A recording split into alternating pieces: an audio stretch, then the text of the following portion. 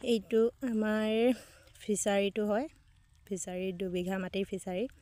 এতিয়া পানীটো অলপ শুকাই গৈছে। পানী থাকিলে মানে পুৰা ওপৰলৈকে বহুত ওপৰলৈকে পানী হৈ থাকে। এইটো পুখুৰী খনা হৈছে বহুত ডাঙৰকৈ।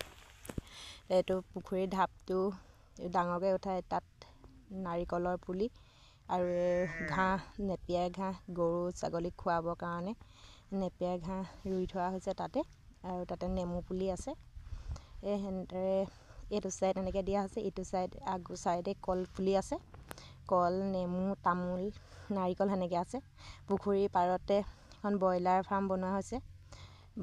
ব্ৰইলাৰ ফাৰ্মখন পুখুৰীৰ পাৰত বনোৱা হৈছে যে মুকলি বতাহ পাই থাকিব পথাৰ ফালৰ পৰা।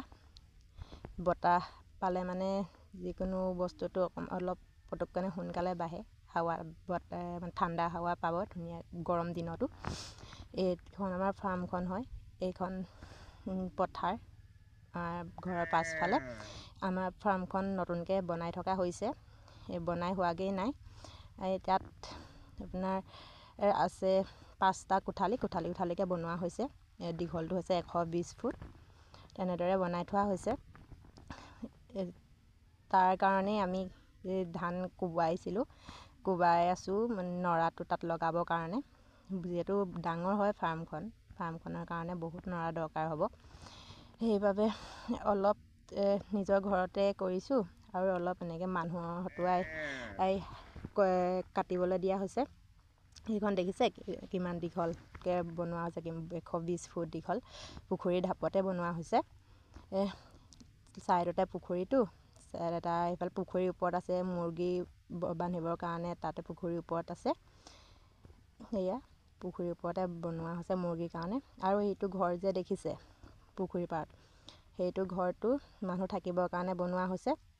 যিহেতু মানুহ থাকিলে মানে যিকোনো বস্তুটো অকণমান চকু কাণ দি থাকিব পাৰি। যিহেতু ফাৰ্মখন অকণ দূৰ হ'ব। সেইখন আমাৰ ঘৰৰ লগতে লাগি আছে গাহৰি ফাৰ্মখন। গাহৰি ফাৰ্মখনৰ পিছফালে পুখুৰীটো। তাৰ ছাইডতে ব্ৰইলাৰ ফাৰ্ম বনোৱা আছে। যিহেতু অলপ দূৰ হ'ব ফাৰ্মখনলৈ। সেয়া গাহৰি ফাৰ্মৰ পিছ ছাইডেও আমাৰ গাহৰি ফাৰ্মৰ তামোল, কল পুলি এনেকৈ ৰুই থোৱা আছে।